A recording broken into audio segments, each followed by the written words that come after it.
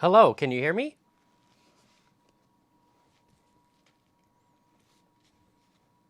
Great, great. Hello, this is Corey. Oh, oh, okay, there, I can hear you now. There you go. Okay, great. All is well. How are you? Okay, good, good. So I heard you got a new puppy, yeah? Okay. Okay, great. What's her name? Cosette. Okay, awesome. Awesome. Okay, so yeah, why don't you kind of fill me in a little bit and to kind of tell me where you're at, and we'll see what we can come up with.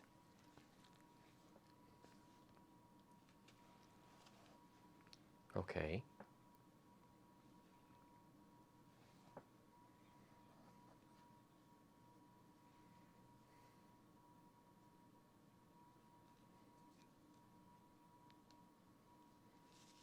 Mm-hmm.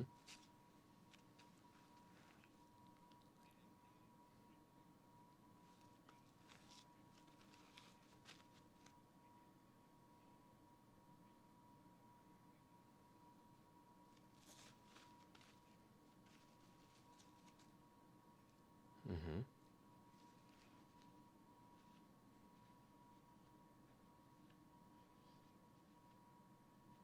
Mm-hmm.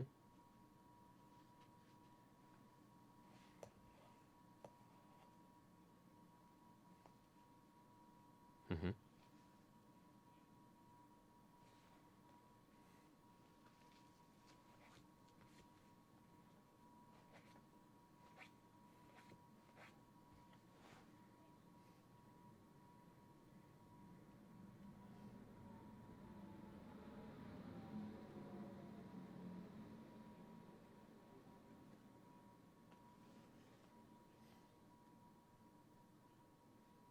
Mm-hmm.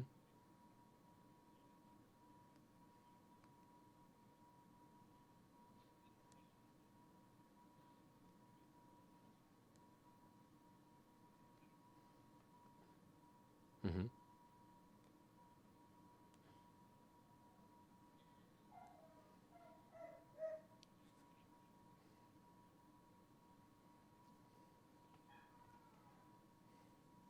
Mm-hmm.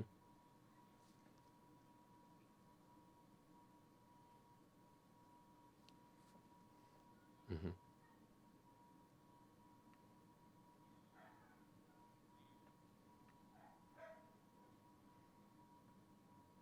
Well, yes. No, I mean, I think that's all pretty good right now. I mean, I can sort of fill you in, on some of the other things I think you should be doing right now, but I think that's pretty good for right now. When you, in terms of when you say cage outside for potty, is that like a pen?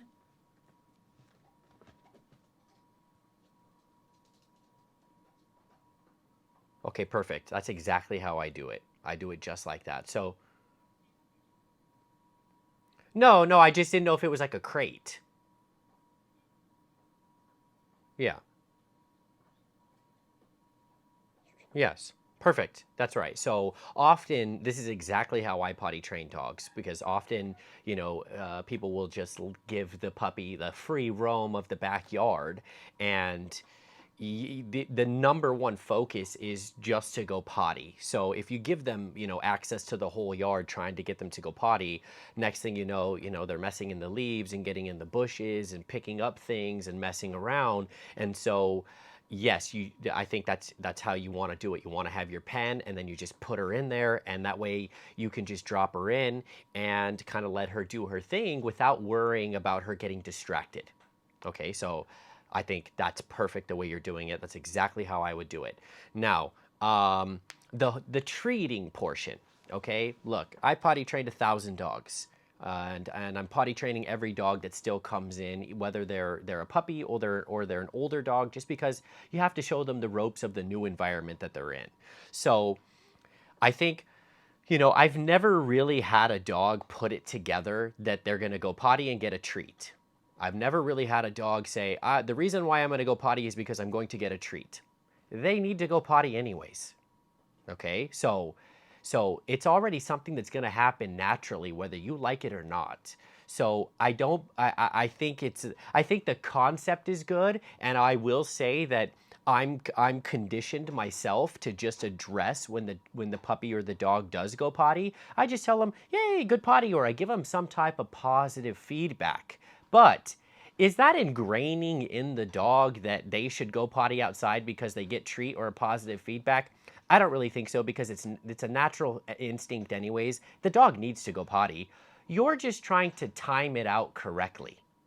Okay, so I wouldn't worry too much about rewarding or treats. Again, the puppy or the dog needs to go anyways. You're just timing it. So regardless if you give them a treat or not, they're gonna go. All right. So I wouldn't put too much on that, whether you got to run inside or have it or don't have it.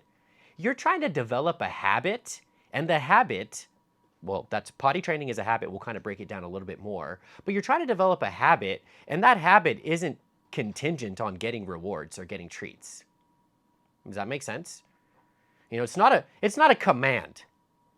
Okay? So yeah, so I will say that naturally I do reinforce it just with the verbal or a praise, but they need to go anyways. So you're just plopping them in there, plop her in there. She ends up going potty. You say, good girl, you remove her, and the job is done.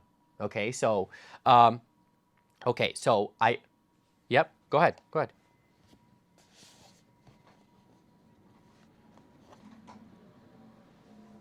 Yes. No, no, that's right. That's right. Right now, is that what you're saying right now?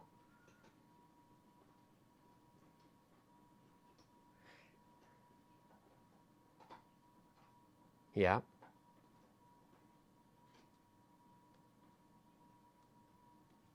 Well, yeah, let's not move out of what you're trying to do. You know what I mean? I know, I know that like it'll work. You're like, well, I put her on a leash and she ends up going, so maybe I'll just do that. But then you're gonna have to do it every time, and it's gonna go against what you want. Okay, so well, here's okay. Let's break it down a little bit more. Okay, because you got most of the concept correct, but there's a whole other side to potty training outside of just putting her in the pen that we'll go over. Okay, so potty training is a two-step process, at least I feel, okay, the way I do it, but you can tell me if it makes sense or not. The first part is what you're doing. You have to teach your puppy or your dog where to go potty. Yeah, you're doing that right now by putting her in the pen. Okay, that's your first part. Then the second part is you need to teach her how to hold on to herself for a longer period of time. Hold on to yourself until we take you out.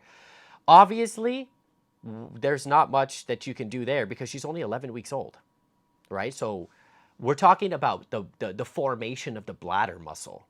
Well, it can't be really formed right now because she's only 11 weeks old, okay? So right now, yes, look, in reality, I feel right now at like 10, 11, 12 weeks old. Well, you've had her for a few weeks already, so you have started to kickstart this habit. But a lot of the times, you're just taking her out to sort of miss the accidents. You're taking her out, probably on a schedule or specific times, really just to miss her accident. Okay, so we'll break it down a little bit more. But the more that you obviously keep taking her out, the more that we're going to build a habit of this is where you're supposed to go. Okay, now the one thing that I hear from people too often is that they think that their 3, 4, 5 month old puppy is potty trained. And again, if we look at the second portion, which is now you need to teach your puppy how to hold on to themselves for a longer period of time, then essentially your 4 or 5 month old puppy isn't really potty trained. They have an idea of it, but there's no way they could be potty trained because they're only 5 months old and we don't have enough time to form the habit. So time is a factor. Okay, so how do you, and I think this will answer your question right here. Yes, when you put her in the pen and then she doesn't go, I think, okay, the first part is as soon as my puppy lays down, so if you put her in the pen and she just lays down and doesn't look like she's trying to go or sniff at all, I remove her right away. Okay, so yeah, because it's just potty. So if they show you, no, I'm gonna lay down, remove her. Okay, this is where most people will go wrong because they think, well, I guess she doesn't need to go. Then you bring her inside and then she pees. Okay, so this is where she goes to her crate. You got to put her back in the crate for a couple of minutes. Teach her that was your opportunity to go potty when you were in the pen. Now, we're not going to come inside where you may have an accident. I'm going to have to put you in your crate for, 2, 3, 4, 5 minutes. Again, I don't know. We'll have to figure that out based on how long it was since she previously went potty. But you just have to teach her that you're going to have to hold on to yourself for a few minutes, and then I'll give you another opportunity. Okay, so yes, let's not think, wow, I guess she doesn't have to go, and then you bring her inside, you let her roam around, and then she pees. All right, so it's using your tools, which is your pen and your crate, to develop what you're looking for. Those are your tools to control your environment. Okay, so a lot of times, I really think you're ahead here because you're using your pen and then you're using your crate. But you said you're using your crate at night. So this is where we're Go ahead.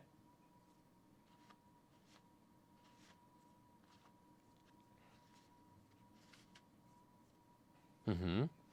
Okay.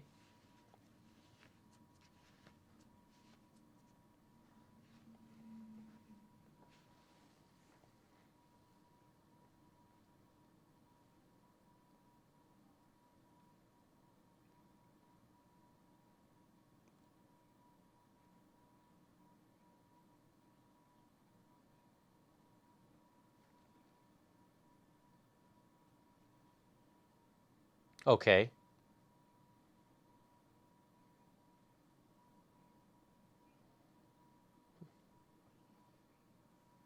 Mm-hmm.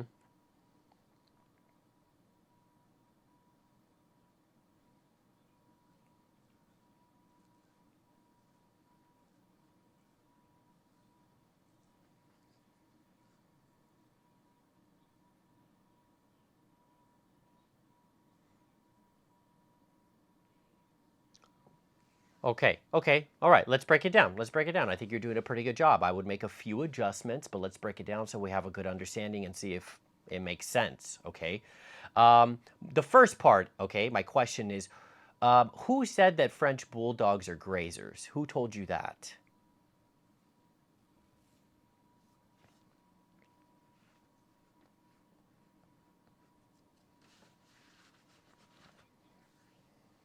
Mm-hmm. Mm-hmm.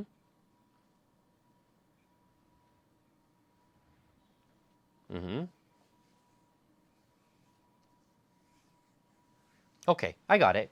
Yeah. Okay, so I'm coming from a place of I've actually fed the dogs, right? I've cared for over 5,000 dogs. Like I'm going to be the most experienced foster care person you know. Okay? So, and in the last couple of years, French Bulldog has been the most popular breed we've trained. Okay? So, this isn't just a French Bulldog, thing. This is dogs in general if if you just leave the bowl. Okay? So, we create the grazing. We create the picky eaters by not removing the bowl when they don't eat. Okay, so, that's too long. Yeah, too long.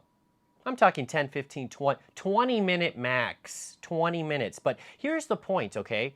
Look, it's very hard to potty train your dog when they're not eating the food. Yeah, you don't know when she's going to need to poop if you put the bowl down and then she just eats whenever she wants. Right? So, but not only that part, but two, yes, that's how you create picky eaters or grazers because the dog's like, well, I'm not going to eat now because the bowl's going to be here for an hour or 2 hours or all day, so I'll just eat later, right? Okay, I think you want your dog to eat the bowl as soon as you drop it. Eat the food right away, okay? So,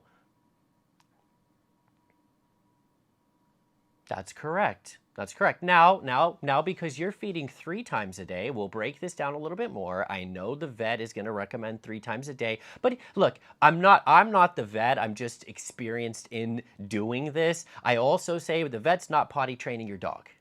Okay, so they will yeah, they recommend things, but they're not potty training your dog, right? So look, go ahead.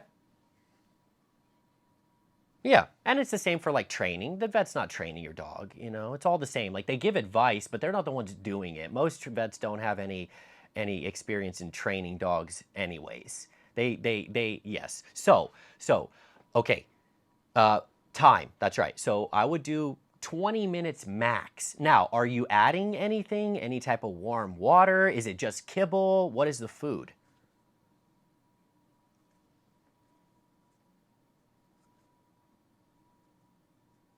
Blue buffalo? Yeah. Okay.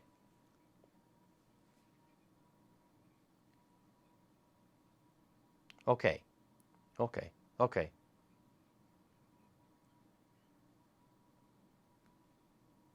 Okay, so fine. So add a little warm water to it. Okay, we add warm water to every single meal, all of the meals. Just kind of, softens the food up, makes a little gravy, makes it a little more appetizing. Maybe you cut the food back just a little bit when you do that, because then you'll end up kind of wasting food if she doesn't end up eating it because it's all soggy and wet and then you end up just throwing it away. So just to try it out, right? But so, yes, okay. Now, obviously, on the eating the 3 times a day, well, this is contingent if she's actually eating all of the meals. Then remember, food in is food out, right? So, again, a lot of the times when you're feeding a lunch or 3 times a day, because there's plenty of people who don't feed a lunch, to their puppy, right? They just get them on the 2 breakfast and dinner. They give them the same amount of food over the course of the day, and they go have them eating twice a day. So sometimes that's a little easier to potty train because they have essentially the food is broken up. The same amount of food is broken up throughout the day, and it also gives the stomach a little time to relax from digesting, right? If they have 3 meals, like the stomach is always digesting. So those are just things to think about when you're potty training because the more food you feed, the more that the puppy's going to have to go out. Okay, so uh, that's that part. Then the time. Okay, and also I think, well, tell me this: her stool size. Okay, how is her stool size? Is it a lot, a little bit, often?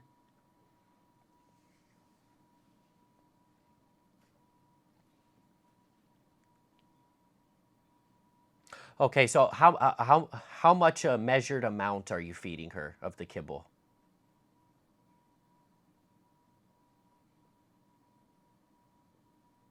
Yep, yep.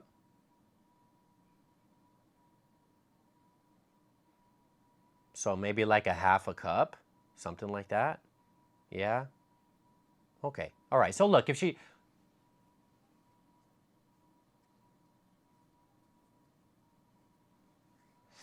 no, well, we'll go over the water also because that's part of your potty training. That's right. Okay, so that's right. Okay, so maybe just cut the food back just a little bit so that way you make sure she's eating all of it, and then you can gradually add on, right? Because if you're saying she doesn't eat it all, and so look, this is contingent on each specific dog. You have plenty of dogs that they'll eat as much as you give them. They'll eat the whole bag if they can, right? And then you have other dogs like my little dog. She's only 5 pounds. Yeah, she's 13 years old now, but I've raised her since a puppy. I would say half of the week she skips breakfast. She'll check her bowl out, she walks away, and then I do the same thing. I'm like, all right, well, she's not hungry. She's not going to eat. But my other dogs, they'll eat every single piece of kibble you give them. They'll never skip a meal, never. So it's kind of contingent on the dog. Um, okay, so water. Yes, I give water after they pee. I want to make sure that they're empty before I give them more water.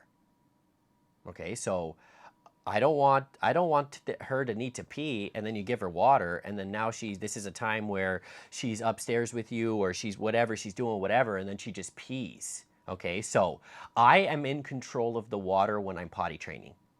Okay, I do think that that's very important. So I take her outside, I let her potty, and then I let her get water, and that way I can know, let's say we timed it right now, it's 11:20. Let's say you took her out, she peed, she got water. Well, now you know you're going to be okay for the next, what, 30, 45 minutes probably, hour maybe. So I give water after they pee. Okay, so it's not free. I don't want my puppy just going around, which My puppy should not be just roaming around freely anyway. So I'm assuming when you mean water, it would be like in her pen. Is that right? Keeping it in her pen?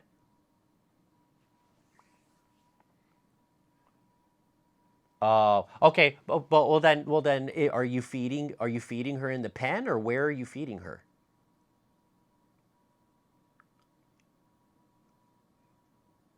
So then tell me this. Tell me this then real quick. Has she ever had an accident in the pen?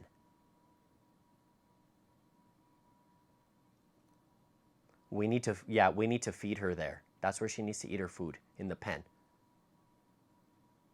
Okay. Okay. So look, you're essentially crate training her.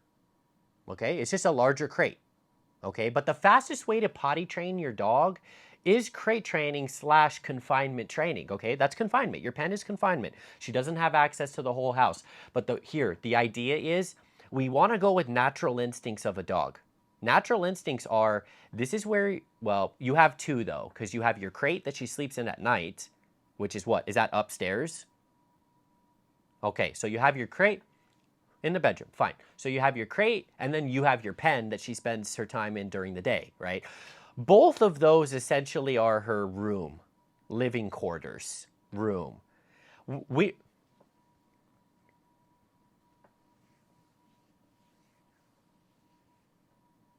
yep, yep,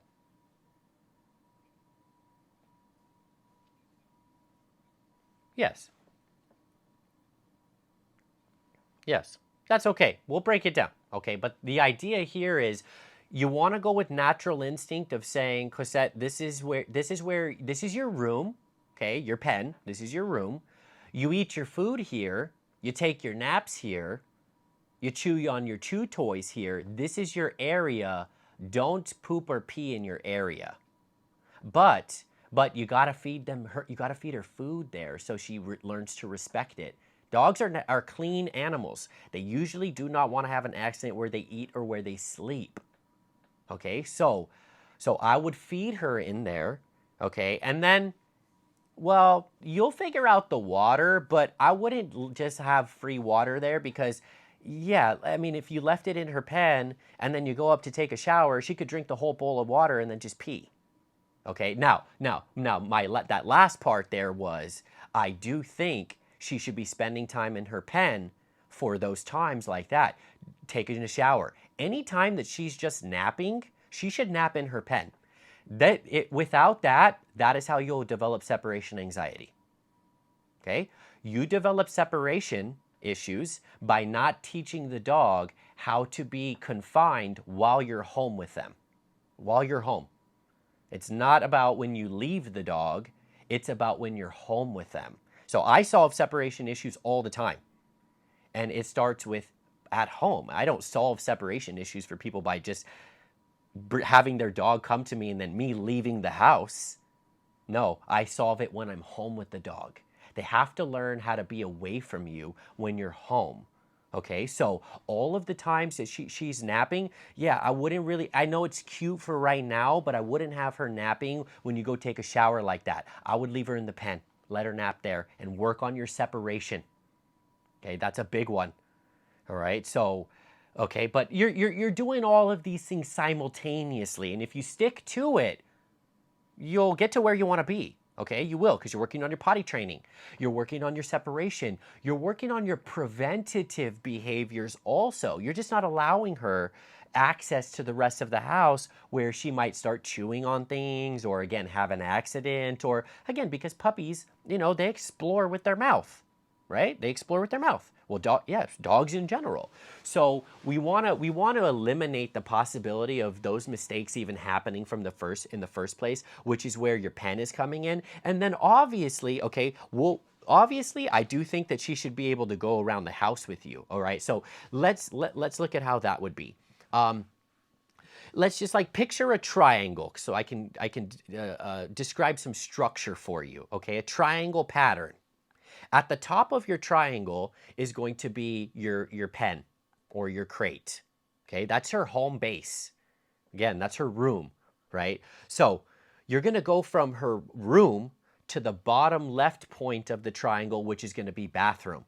So you take her straight from the pen right outside to her outdoor pen, or from the crate, which I'm assuming you do that right now anyways, right? She's in the pen, and then you pick her up and you take her right outside to go potty, right? Okay. So we already talked about if she doesn't go potty, if she lays down, she messes around, or just doesn't go, she needs to go back to the pen and hold it for a few minutes, and then you try again. Okay? So once she goes potty outside, now you can move over to the last point of the triangle, the bottom right point, which is going to be supervised freedom. And that's what you're talking about. Yeah, we let her run around, we hang out with her, we play with her. Okay, that's supervised freedom, but that's because you know that she went potty already. The only way you should allow your puppy to be able to go around the house with you supervised is if she went potty first. Okay, because the last thing we want, puppies are like this. You'll take them out, like I said, they don't go. You think she doesn't need to go. Next thing you know, you bring her inside, you're playing with her, playing with some toys, and all of a sudden the movement gets her to need to potty. Uh-oh, I need to pee, and then they pee wherever they are, right? So the unlock is going potty outside first, okay? And then you have that supervised freedom for however long that might be, right? It might be 30, 45 minutes. Then I would take her back outside to potty, because you may have given her water also, right? If she went potty outside, that's again where I usually give her water. So now she comes inside, you have some supervised freedom, you play with her, 45 minutes go by, you take her back outside, you give her another opportunity to potty before you put her back in her crate or in her pen for a nap. And that's your triangle structure there, right? You go have your pen, you have your potty, and you have your supervised freedom. And you keep repeating that process all day.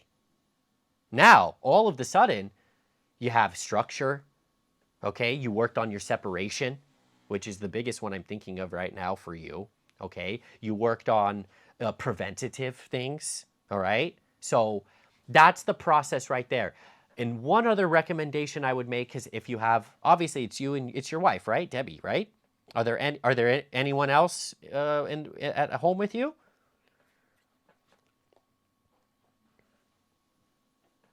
Okay.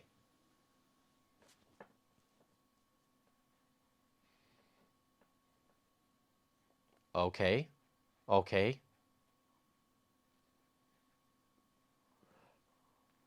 What kind of dog is that? Ooh. Okay.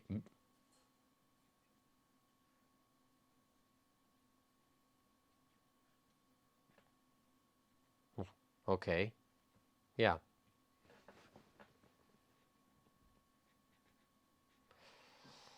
We. Yeah.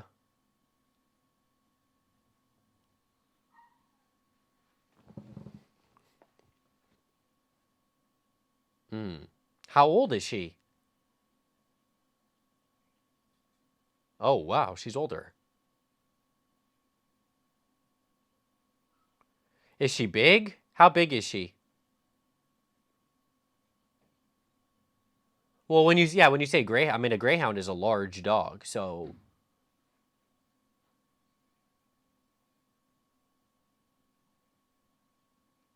no, she should be leaner, right? Right.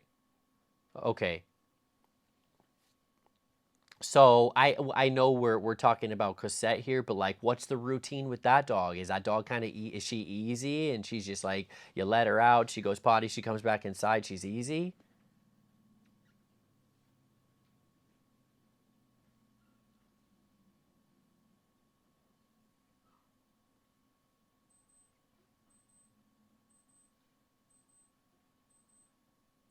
I mean, but yeah, but 11 month, your Cosette is trying to play. I get you. I'm assuming. Yeah, of course, yes. Wow. Okay. Okay. So that I get it. That one's very isolated there. That one. I mean, I'm okay. We could probably even give some pointers there, but I know our focus is the puppy right now. Okay. So okay.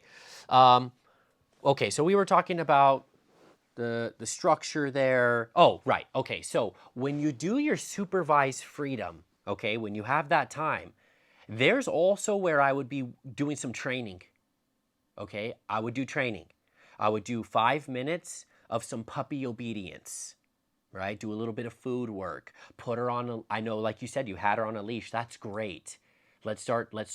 Most people only put their dog on a leash to walk them and go outside. I use the leash, okay, for me, I use the leash as a communication tool, okay? Because we are the leash. I'm the leash. The leash is me. The leash doesn't get used without the human. So most dogs don't value the leash.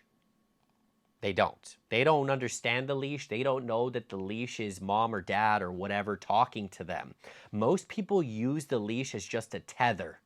They tether the dog to them. Okay? So I'm coming from a place of really strong obedience. Well, I'm actually really coming from a place of most people they deal with a lot of bad behavior and don't really understand how it was molded, don't understand how to fix it. Okay? And really it comes from you got to teach your dog a lot of things. Well, you don't have to teach them a lot of things. You need to teach them skills, and then you need to raise your dog. Okay? So training isn't raising. Training is like teaching them obedience, teaching them skills, teaching them how to follow you and listen to you. Then it needs to be implemented in real life. Okay, like how do your dogs behave when friends come over and guests come over, or you want to take your dog to the office, or you and Debbie want to go get brunch and you want to take her with you. Okay, that's not when you train your dog. We should already have done training prior, develop the skills, and then we can go ahead and implement them in real life. Most people almost kind of do nothing with their dogs at home. Again, I'm saying most people just from the data I've gathered, okay? They don't really do too much with their dog at home. And then whenever they want their dog to listen to them around high levels of distraction, okay, outside the neighborhood, walking them, or when people come over, the dog doesn't listen. Because the dog doesn't listen when there's no distraction anyways. If the dog doesn't listen when it's just you guys at home, they're not going to listen when you have friends come over or family come over. So we really have to put a lot of emphasis on, I need to teach my dog to listen to me. That's my goal. I feel like if everybody's dog listened to them, we wouldn't have any problems. Okay, but that's hard because it's a dog and they don't really want to listen. There's a language barrier. So this is where I think your obedience comes in. Obedience, I think, is very important because it's your language and your tool that you use to communicate to your dog with. And this is where the leash is added in. Okay, so we add leash training. All right, now let me tell you something that's extremely classic for French Bulldog owners: to not leash train their dogs. Well, I feel like most people don't leash train their dogs, but it seems to be to the next degree with French Bulldog owners. They're like the dog that has no understanding of the leash. They pull. It's very classic for them to go on a harness. Is that something that you've already done or somebody told you to do?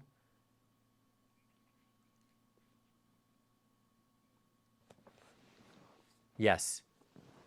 Yes. And then he still pulled, correct? Well, yeah, you of course. I know. And that you got it. You got it. Look, this is perfect. He just wasn't leash trained. You save your dog's neck when they're leash trained. So what does leash trained mean? Heed the leash. Heed the leash.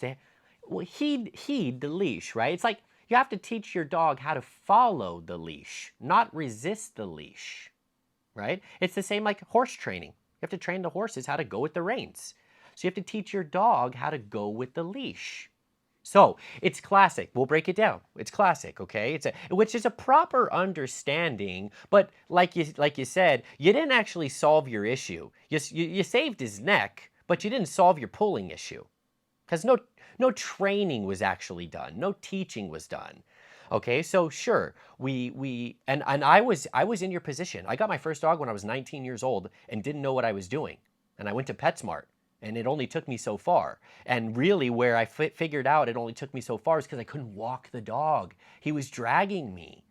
So, okay, so yes, we put a collar on our dog and then we walk them and then they choke themselves. So we were like, well, we don't want that. So then you put the harness on, which alleviates the choking, but the dog still pulls. Yeah, right? So what I do is, no, we have to leash train and we have to teach them how to follow the leash, which in reality is teaching your dog pressure. Okay, so this is now where you start getting into the different understandings of different types of training. But the leash is the most important tool. So your dog absolutely needs to understand how to follow the leash because again, the leash is you. The leash is you. So I add my leash into my obedience. Okay, so when I teach obedience, I teach a leash language, I teach the verbal commands, and I teach the hand signals. All right, and they're all layered in. And like, I don't know if you follow any of what we do, or you follow us on Instagram, or we have YouTube, I have a channel, but I'm posting all of this stuff on there, showing how to train your puppies, introducing the leashes like this, all of this understanding. Okay, so this is what I would be doing in that whole 5 minutes of the supervised freedom and getting some training in. All right, I would be leash training her right now, which is in the house. Okay, I would be luring her around with some food, with the leash on, and teaching her how to follow the leash. Essentially, we have to teach our dogs pressure. Like I said, pressure on and pressure off. Well, when your previous dog was pulling, he was applying pressure to himself. It was what was happening. But we have to teach the dogs how to alleviate the pressure that they're putting on themselves. How they alleviate the pressure is by following you. The reason why there's pressure is because they're not following you. Correct? They're either ahead of you or they're behind you, or they're going in a different direction. That's the only reason why there's pressure. So we have to teach our dog how to follow you. Okay? So I would be doing that. All right? Now, because, well, I'm going to tell you this right now. We have 7 dogs in our board and train program.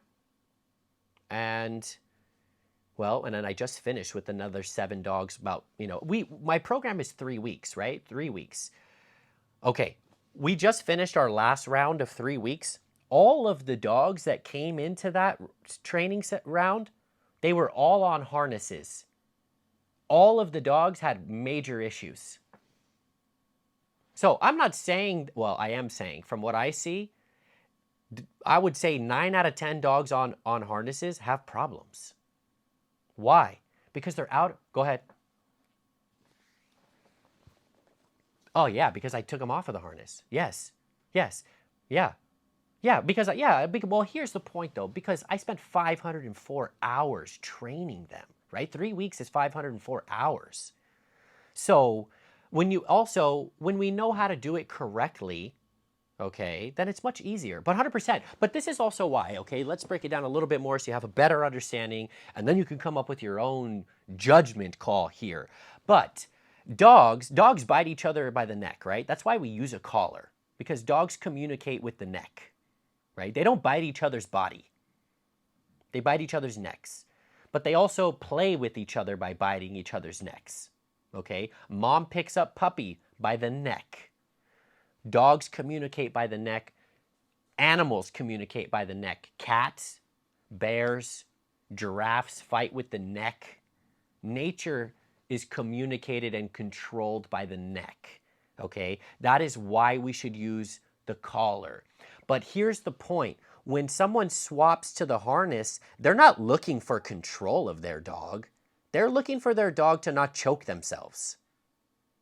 And in reality, as I said, all of the previous dogs that came in on harnesses all had problems because they were all out of control. Owner does not have control of their dog. And that's essentially the moment I feel like you leave your home or I leave my home, my property with my dogs, I need control. You got to have control. That keeps everything safe. So most people are not really on the mindset of, oh, I need to gain control of my dog. So they go ahead and use the incorrect tool and the dog's out of control. And here's the point. I mean, very basic. Huskies or sled dogs, huskies, when they're in Alaska and they pull a sled, what do they wear when they pull a sled? They wear a harness. They wear a harness. It's designed for pulling. They don't pull by a collar, you know, or Swiss mountain dogs or Bernese mountain dogs that are pulling carts in the farms of the Swiss Alps. They're wearing a harness. Okay, so it's designed for pulling, all right? But again, it's easy for the person who doesn't really want to teach their dog. But then, like I said, I feel now you run into major problems later. Half of the French Bulldogs are reactive on leash. They lunge, they react, they go after things. Why? Because they're out of control. Why? Because they were allowed to pull and do all of their own thinking. All right? So, now, I'm telling you this with my little dog's only 5 pounds. My little dog, 5 pounds.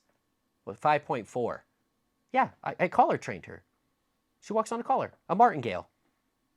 So, size doesn't have anything to do with it. No, knowing how to teach has everything to do with it, okay? So I would, well, and again, we have to teach her though, okay? Because if you try to do that right, well, you could look at my videos and stuff like that, but if you try to teach her that right now, she's gonna put pressure on her neck, okay? So I do believe that you'll run into some problems like that. Now, we all do know, I'm sure you walk around and you see some dogs on harnesses and they're behaved on leash. They walk next to the owner. They're not even pulling. They're not reacting. But those are far and few between. That person just got lucky with that specific dog. But because most dogs, you strap the harness on them, it gives them all the leverage. Like I said, it's for pulling. Okay? So, I think we leash train correctly. All right? And for all the reasons why I just said. It's more natural. All right? And 2, we need control. And so it's a little easier when you have a French Bulldog. It's a little easier. I mean, it could be 20, 25, 30 pounds. We've seen some bigger ones, right? But it's a little easier to control them. But if you're talking about an 80 or 90 pound dog on a harness, absolutely no way, right? I have some large dogs with people that are smaller, and I'm like, there's no way you're going to be able to, because now you have to physically manipulate the dog. The dog's not listening to you. You're just physically manipulating them. My goal is your dog listens to you and follows you. That has really nothing to do with how they're attached to you. So we can get a dog. I can train a dog on a harness, for sure. But it's just much more difficult. And I can do it with my experience in handling and technique. Okay, the average owner isn't going to be able to do that correctly. So that's my understanding and idea there. Just again, I would be working in some training during the supervised freedom. Tell me this real quick so maybe I can give you some pointers there. How's the mouthing going? Is she mouthing you, biting you? How's that?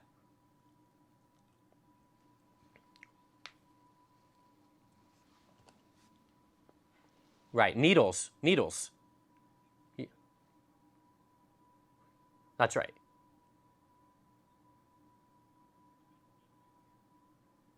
Okay, look.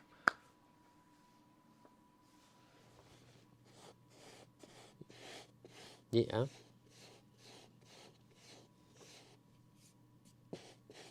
Look, that's okay. Well, we teach. Not to worry. Don't worry about that. We teach. Okay? I think we need to let's remove from the concept of trading out. You know, this is where you would get someone who's like, oh, the moment that your puppy, you know, mouths your hand, give them a toy. Okay, redirecting is one thing. Remember, I know you're not seeing that with the older dog that's there, but if I were to put Cosette with my Chihuahua, my 13-year-old girl that we're talking about, oh, she would teach her right away not to mouth her. Right? Puppies get snapped at for mouthing. Right? They get snapped. Yeah, they get snapped at. And the puppy learns right away, oh, okay, don't mouth you because you're going to snap at me. It can be taught. So this is what I would want you to do. Put her leash on. Okay? Play with her. And I have videos of this. I have videos. Hop on our Instagram and look at my puppy videos. Play with her. The moment that she bites your hand, I want you to give her a little flick with the leash. Check the mouthing. Okay, flick her, give a little jab, let her know, not that. Then here's the key. You go back to playing with her. The point is we have to teach our dogs how to interact with us. We have to teach a dog that we're not other dogs. Our skin is not like other dogs. Dogs are meant to be bit. Their skin is not built like our skin. They're meant to be bit. So we have to teach them, hey, whoa, we're not like that. And we don't mouth the human. Okay? So I think it's twofold, right? Twofold. We need to teach her actually what she should be chewing on. This is why she should be in her pen during the day, chewing on her chew toys, chewing on her puppy chew bones, so we can develop the correct chew habits. And then we need to interact with her, and we need to do some checking of her mouthing of your hands. That's the fastest way. And it works like a charm. Okay? So go ahead. Yeah, okay? So basically, look, what I'm saying is teach her.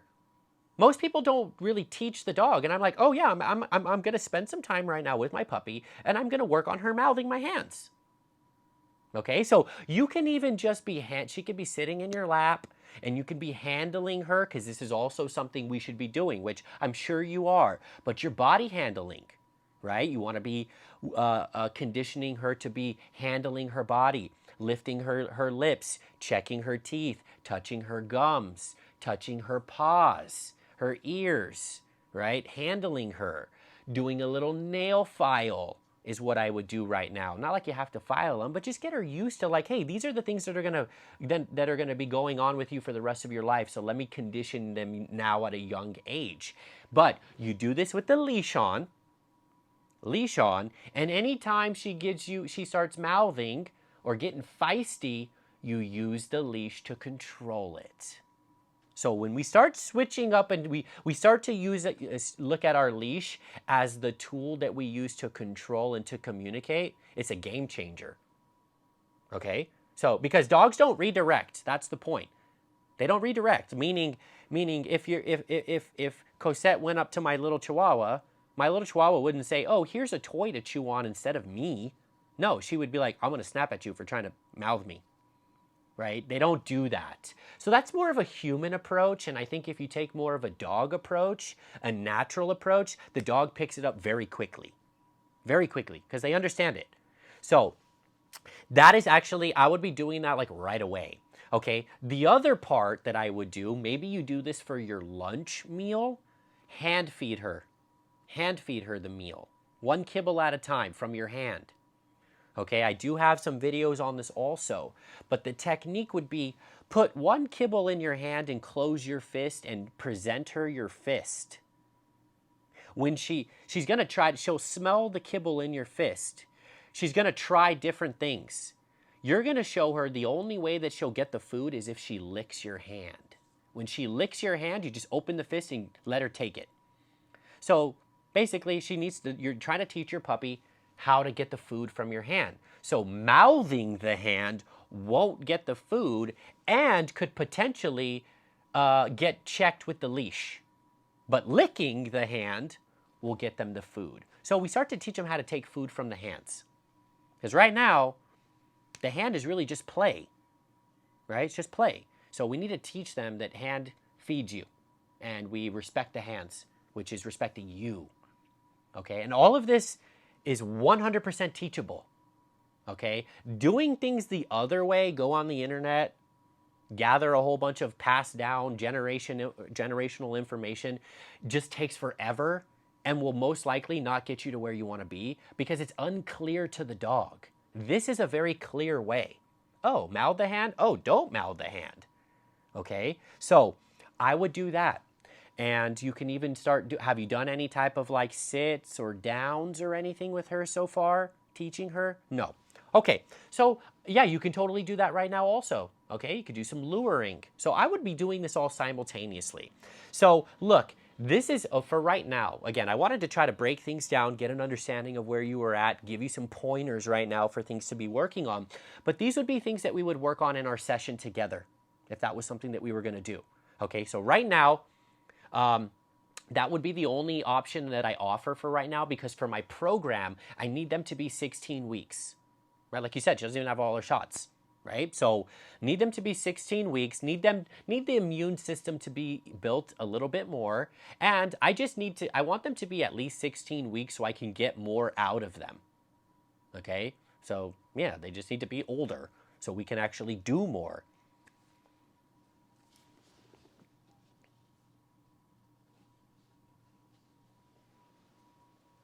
I lost you there. You said 16 weeks, and then you said... That's correct. And now my 3-week program, look, my 3-week program is a foundational program. Okay, what I'm trying to do right now is I've trained hundreds and hundreds and hundreds of older dogs, and I'm looking at them saying, what did we need to do at 11 weeks old? Okay, again, moving up to 16 weeks old, whatever, to not have those same issues when the dog is older. So what I look at is, yes, lay down an entire foundation.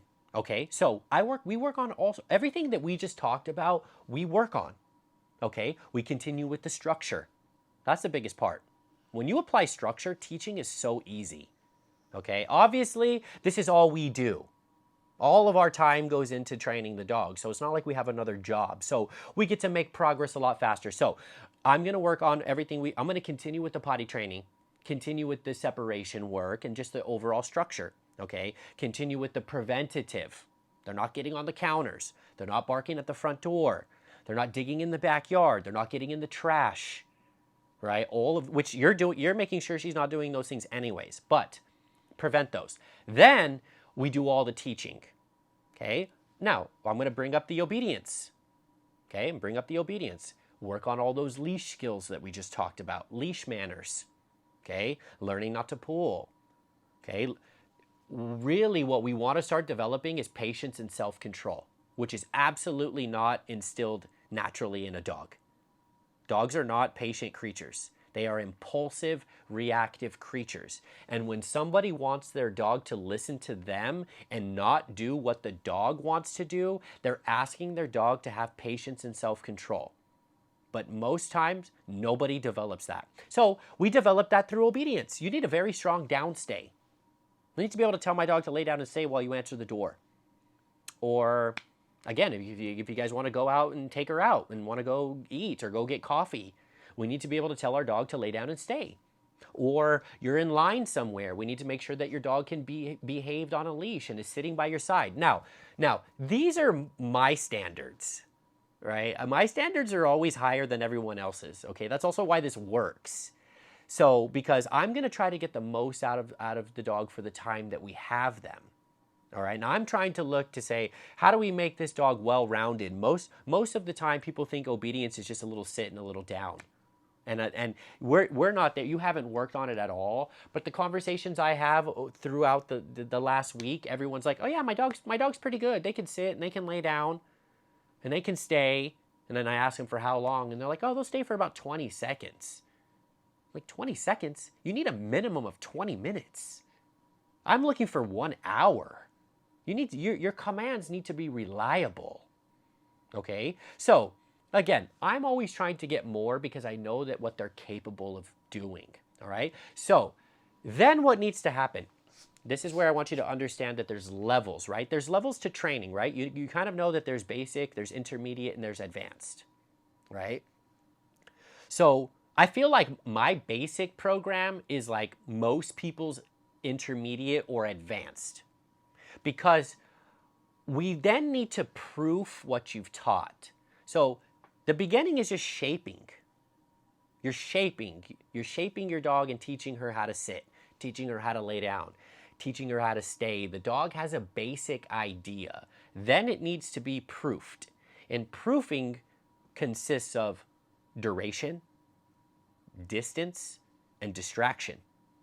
Okay, so now you're going to teach your dog how to listen around more things, okay, for longer periods of time and from further away from you, right? That's proofing. So what I do is I proof with everyday items or things that you're going to see inside of your house. The vacuum, okay? I work with the stroller, basketball, toys, squeaky balls, the skateboard, leaf blower, dog dryer, all these items, other dogs, most dogs, the owner's never been able to get their dog to lay down and stay around other dogs. It's just not possible.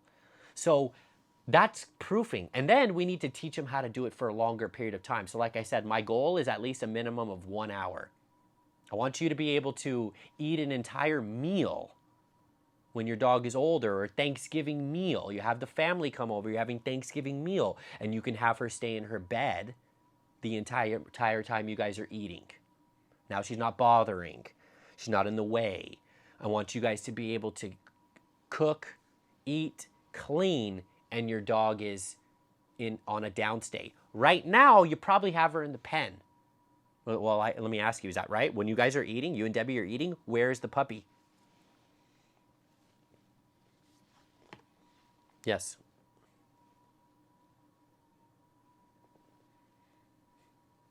Yes.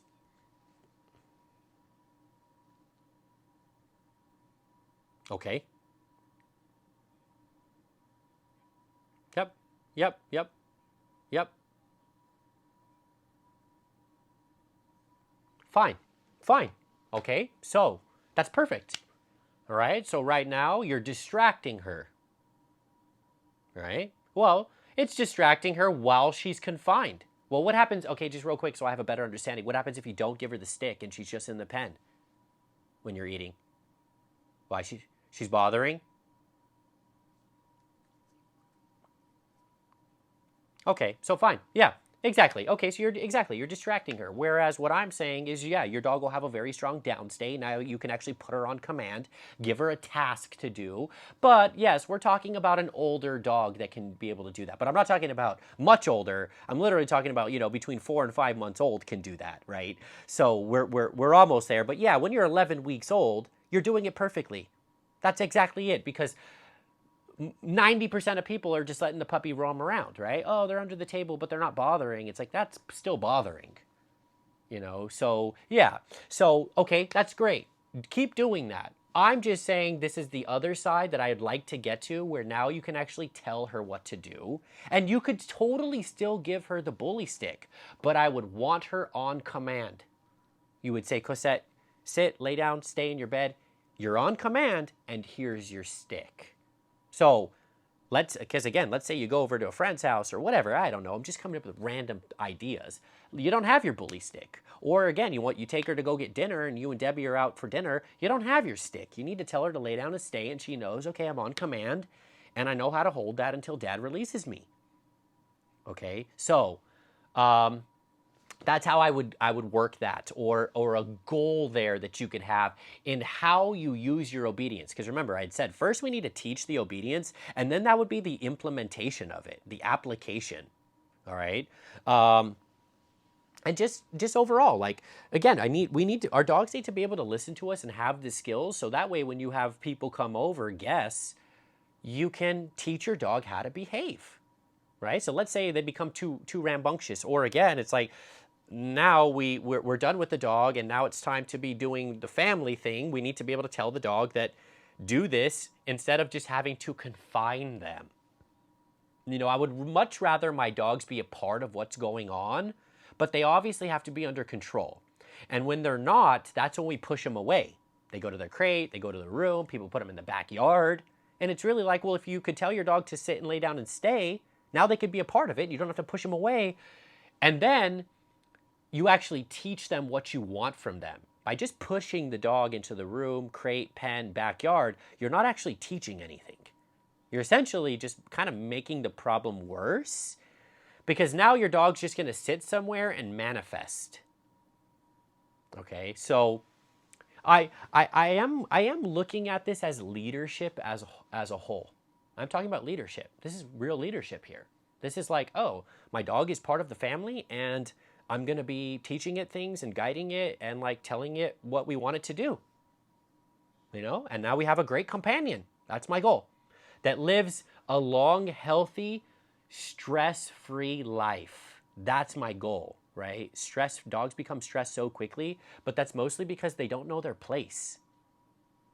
Okay, we find, and you seem like a very logical person based on the responses that you're giving me. Okay, I've had this conversation thousands of times in almost 14 years already. You sound very logical, but there's a lot of a lot of owners that are not logical, right? And we have to spend a lot of time teaching the dog how to be a dog again. You can't baby issues out of your dog. You can't. It doesn't work that way, right? So people end up treating their dog like a child or a baby, and then the dog is messed up because the dog's like, well, am I a human or am I a dog? I'm confused. Sometimes you want me to be like a human, but then other times you want me to be like a dog, right?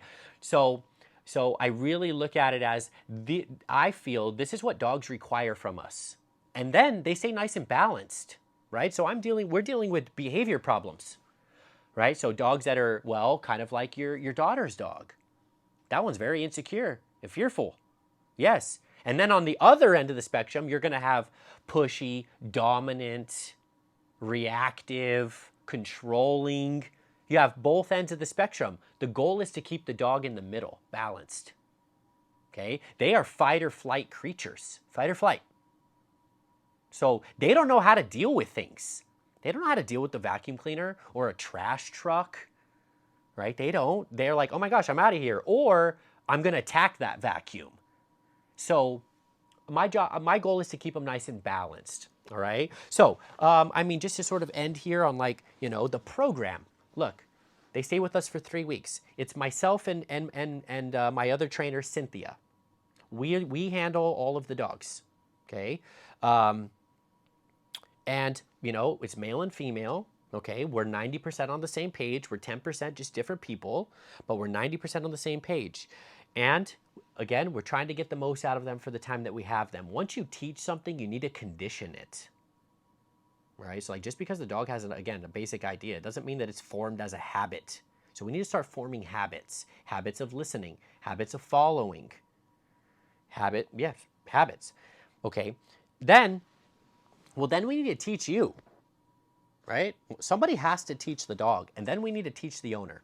Once the dog has been taught, it's so much easier to teach the owner. Because right now I'm teaching you, but then the dog still needs to be taught right now. Okay, so it's so much easier when the dog understands it and the reps have been put in. I'm looking to do at least a minimum of 1,000 reps of obedience in my program. So the dog's gonna be pretty well versed when you do 1,000 reps. Okay, and it's fairly easy over the course of 21 days to get 1,000 reps. That's the minimum. Because if we're doing 3-4 sessions a day minimum of training, and we're doing 30 reps each session, it's very easy. We're talking about a couple thousand reps eventually. Okay, so then we create shortcuts for you because the dog already knows it. Now we just need to teach you how to tap into it. And the great part is when we have this understanding that we're talking about here, okay, this understanding of how dogs work using the 4 quadrants. I don't know if that's something that you know, right? Because I'm sure you know positive reinforcement. You know that. Do you know about negative reinforcement? I'm sure you do, because I'm sure you've caught her doing something and then you've given her some negative feedback, right? Yeah. Well, no, but you need to. No, you need to. This is science. Okay, this is science, though. There's 4 quadrants to learning, and human learns the same way. You have positive reinforcement, negative reinforcement, positive punishment, negative punishment. Okay, those are the 4 quadrants, and that's set in stone. There's no arguing with that. All right. So, and we abide by that as human also. We know what happens when we break the law. You get punished. Okay. But the words negative and punishment, people think means be mean to the dog or abusive. That's not what that means at all. All that means, negative and positive just means adding and taking something away. Positive meaning adding, negative meaning removing. Okay, so if you removed if you went to go feed her and you wanted her to sit for her food bowl and you put it down and she doesn't sit and you remove it, that's it. That's negative. So we do it all the time. All right. So, but here's the point. If you aren't operating using, let's say, all 4 of the quadrants the way a dog learns, then your dog isn't going to get there. They're not. So like someone who only wants to use positive only, there are positive only trainers, which is also kind of a crock also, because it doesn't really matter. Like the moment you put your dog on a leash, there is pressure. Doesn't matter what kind of pressure. It could be on the body, on a harness or not. There is pressure. But if you're going to only take a positive approach and never let your dog know that they've done something incorrectly, you're now only using 25% of the way a dog learns, which means you're going to get 25% of the results. So I explained it perfectly about the mouthing. I'm like, put her on the leash. The moment she mouths you, give her a little tug on the leash. That's it. That's negative reinforcement. Okay? So that's right. So we do it naturally. We just think that the words mean something drastic. Now, don't get me wrong. Yes, I'm going to give you a great example right now. I'll give you a perfect example so that you're clear. Because I'm an open book. I tell you exactly how it is because this is part of education and knowledge. We have a girl named Penny, a dog named Penny. We've been working with her for a few years now. Just 2 weeks ago, she bit her owner, the husband, gave him 8 stitches over a new bone. Okay, dog's been to us many times, has a lot of training under her belt.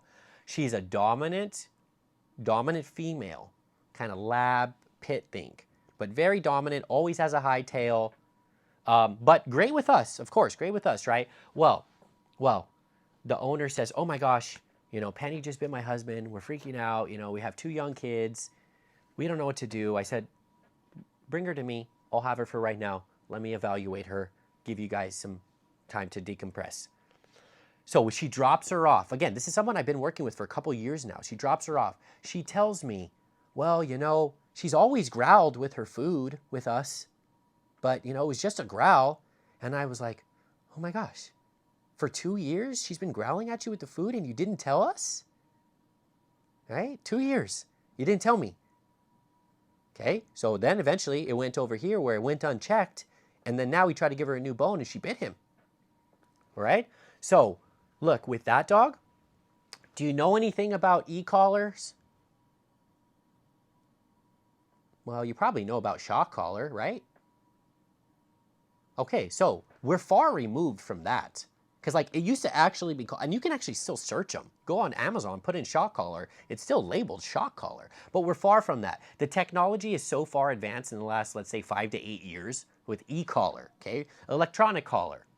Because now you can do, they have tones and buzzards and vibrates, and you can do a bunch of Pavlovian stuff with them, okay? But yes, what I needed to teach Penny, I said, I'm gonna e-collar train her because she already has her leash training. Everything we've talked about, this dog already has and has it at a high level. So now I can layer in the e-collar over the top. Okay, so that way we can communicate with her with a different tool. All right. Now I need to use it in 2 ways, unfortunately, with Penny. I need to use it in a way where I need her to understand how to listen to the e-collar, okay? And then I needed to use it to correct her. I needed to correct the growling and the challenging with food. Had to be corrected. There's no way around that. Again, you're not going to baby or positively reinforce your way around a dog that's growling over their bowl.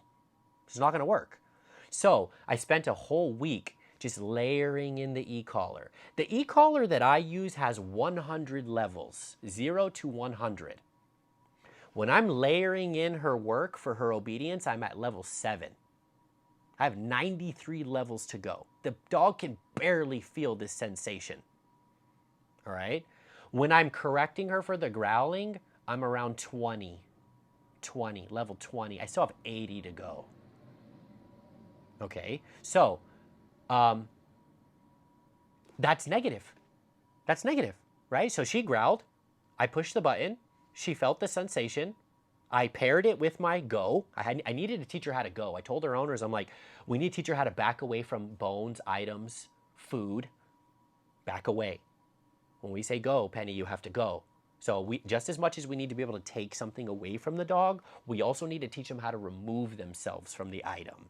Okay, so I've had her for 2 weeks. I'm going to take her back home tomorrow and rework her in with the owners with the new tool, right? But the owners were like, hey, we want Penny, we love her, whatever, we're going to do whatever it takes. And I'm like, my dogs are e-collar trained. I have 2 bigger dogs. I have 3 dogs total. My 2 bigger dogs, great. I take them to Taos. I go and vacation in Taos in New Mexico. They're in the mountains. They can run around. And I got my e-collar and I can communicate with them and I can recall them back, right? Because it has a half-mile range, right? So you can use, it's just like anything. You can use it to communicate and actually have it to follow commands, or you can use it to teach your dog not to do something in a more of a corrective manner. Okay, so like I've used it for dogs who eat their own poop, or dig, or jump the fence. You know, you put it a little bit higher. The moment that they do those things, you tap it once, boom, scares the dog. They feel that sensation. They're like, all right, well, I guess I won't do that again. Okay, so those are all just different ways, okay, of using the same positive and the negative, okay, reinforcement and punishment. All right, but I wanted you to have a little bit of an understanding on those things, maybe how to use the tools, all right, because, you know, people go around, they do a little research and they try to gather internet opinions from people who don't even use the tools, right? So I also, oh yeah, because I educate this on our Instagram and I tell people, don't go get an e-collar and put it on your dog. You need to find someone who knows what they're doing, who can guide you through it, which is some of the things I also say about certain collars for people, right? So I can train a dog with anything because I have all of this knowledge here and understanding. There's certain people that would say, oh no, I only train on, you know, a flat collar, or there's plenty of trainers who only train with prong collar and e-collar, right? But no, I mean, I can train a dog on a rope lead, slip leash, the one you get from the vet, the little disposable ones, right? So, hopefully that kind of gives you a little bit more of an understanding on just like tools and dog training as a whole. All right. Now, just to reiterate and finish up here, because again, we can go all over the place here. At the end of my program, 3-week program, we do our first session. So the day she graduates, we're going to do our first session with you and Debbie. We're going to teach you what she knows. Through the process, we're in communication. I'm posting every day on Instagram. We show the dogs, we show the work. I mean, we did some socialization at the school this morning. You know, 7:50, kids are getting dropped off. We took 2 dogs over there. Penny was actually one of them. I worked Penny there so I can work her around more children. So we show all of that. We show the work. So we're in communication on how things are going.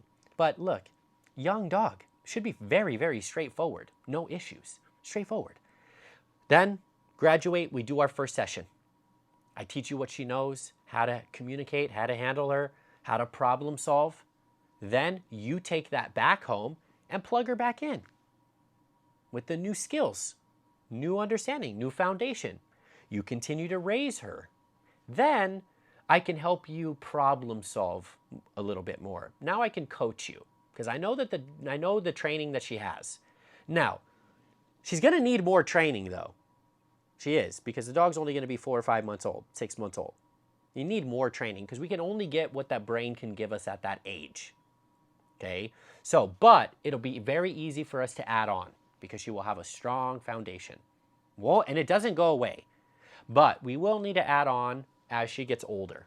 All right, so that is something to think about because I feel like, well, there are plenty of people that do get their puppies trained at 4, 5, 6 months old with us and then don't do any more training and the dog's still pretty good because our foundation is pretty solid. But people who don't, and they just do a little bit of, let's say, amateur or mediocre training, and the dog is 4, 5, 6 months old, then they let it grow up and all of a sudden it's 2 and 3 years old, but it has a very limited puppy education. Very limited, but the dog is an adult. So that's half of our work is doing that. Half of our work is bringing the dog's education level up to their age. So we have plenty 2, 3, 4, 5-year-old dogs we work with. I mean, we just finished with Bentley. He was 6 years old. Barely had any foundation. So just simply bringing their education level up to their age is a drastic change with the dog and the owner. Okay, so that's about adding on later. Okay, but also you'll get to come to my group class. So we offer a follow-up group training class that comes with our program, and it's a little different because all of the dogs have already been trained in the program. So most of the time you go to a group class and you're learning the training. Here, the dog already has the training. This is more for the owner's continued education and to really work in a group setting. That's awesome. It's great. We get to bounce ideas and feedback off of each other, and you get to learn from other people. Like, it's great. So you get to come to that as many times as you want. We try to hold them every round of training. So like every 3 weeks, I'm going to really, when I come back from my next break, I work 3 or 4 months in a row, and then I take 3 weeks off. Okay, because there's no break with dogs. There's no break. It's 24/7. So we do it all day, every day, 3 or 4 months, and then we take 3 weeks off. So we do it 3 times a year. So I'm going to take my break in October, and when we come back, I'm going to really try to set it to do my class every other week, every 2 weeks. And then again, you can just continue to come to that. All right. So that's our way of continuing to help when we're done, because I feel like that's the most important part when it comes to a board and train is like, what kind of continued support do you have afterwards? And in reality, it's really just coaching. All right. Like if we need more sessions and all of that, we can talk about that. That's extra. You guys want to have me come over and work with you and all of that? Sure, of course. But just in terms of like what I can give you in terms of free. Okay, free. Just literally, this is how I want it to be, and this is how it works.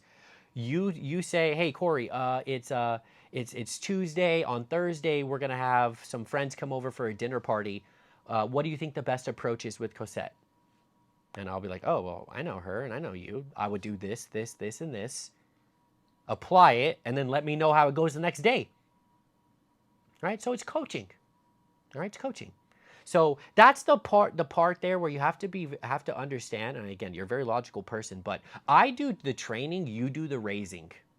You raise your dog, right? It's just a lot easier when you have a good solid foundation and someone to guide you if you need, okay? Yeah, and then obviously we have all the other dogs and we can socialize correctly, right, during the program, match her up correctly and get that in there. And we have, I mean, our dogs constantly come back to us, right? So we have a ton of alumni. They come back. We have plenty of people that travel for work. Every time they travel, they have the dog come back. Add on, we do offer just a boarding only option after they do training also for people who want the dog to come back to the structured environment with people like us, where they know, you know, your mom or your sister's not taking care of the dog and then just getting away with bad behaviors and things like that. They come and, you know, it's well cared for, it's structured. We keep up with everything that we've taught, right? So we do have that option also for the future. Okay.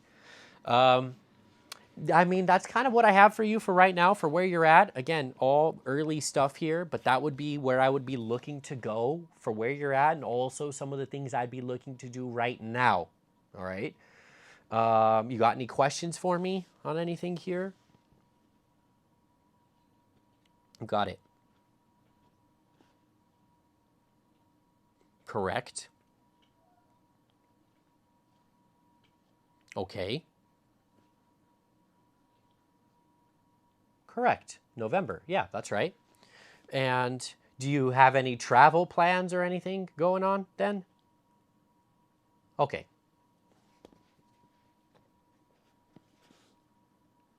Okay, you got it. You got it.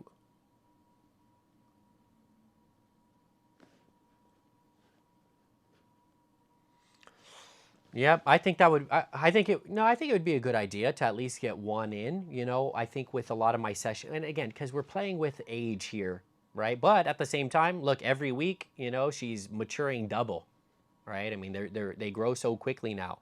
So usually with my sessions, you know, they're 2 hours long. Try to get as much information as we can in to give you at least a couple weeks of things to work on. But I would, yes, I would recommend let's try to get a session in beforehand so we can actually implement some of the things we just talked about. Let me show you some of the mouthing stuff, work on some of that puppy obedience stuff. And then you guys can continue to work with that. And by the time she comes to the program, we're just going to build on everything that you've been doing, right? So I think that would be definitely a plan.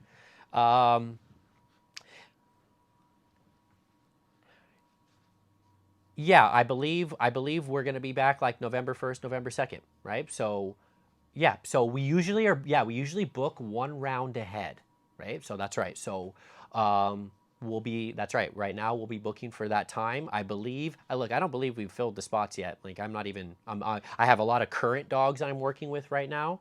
And so as we were going to work through this next month, we'll be booking them. So we'll definitely go ahead and get that spot saved for you and get things over to you to get it locked down. And then when it comes to the session, what's your guys' schedule like? When are you guys available together? What days work? Okay, I'll let me get a couple days that are available. Perfect. Okay, perfect. I'll give you a couple options. Give me a little bit of time. I'll have my sister, that's my sister, Analea. I'll have her send everything over for you. And yeah, we'll get that started. If you have questions on anything that I kind of said right now, between right now and when we get the session in, let me know. You can even shoot us a text to here. You can email, but whatever. We'll try to, I want to try to get the session in as soon as I can. Just so you have an idea or you understand, my priority is the board and train dogs. They're in my care, right? And so I schedule my private training around them, which is not very much. It's not very much. Again, when we have 8, 9, 10 dogs for training, that's my priority. I have a rescue dog right now that doesn't have a home. So I work with a very large rescue I've been partnered with for 6 or 7 years for dogs that don't have homes. They come in, they do the program, and then we try to find them a home. So, just saying like those dogs, they take priority, but I want to do this with you. I want to commit to you.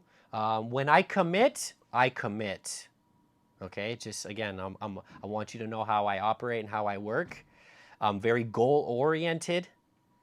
Whenever I have a goal in front of me and my goal is you guys and the success here, I'm committed to it. And a lot of the times, these conversations here, I can feel sometimes that the owner isn't committed and it doesn't work out. Just because we have this conversation doesn't mean that we're going to work together or that we even train the dog. So I'm committed. All right.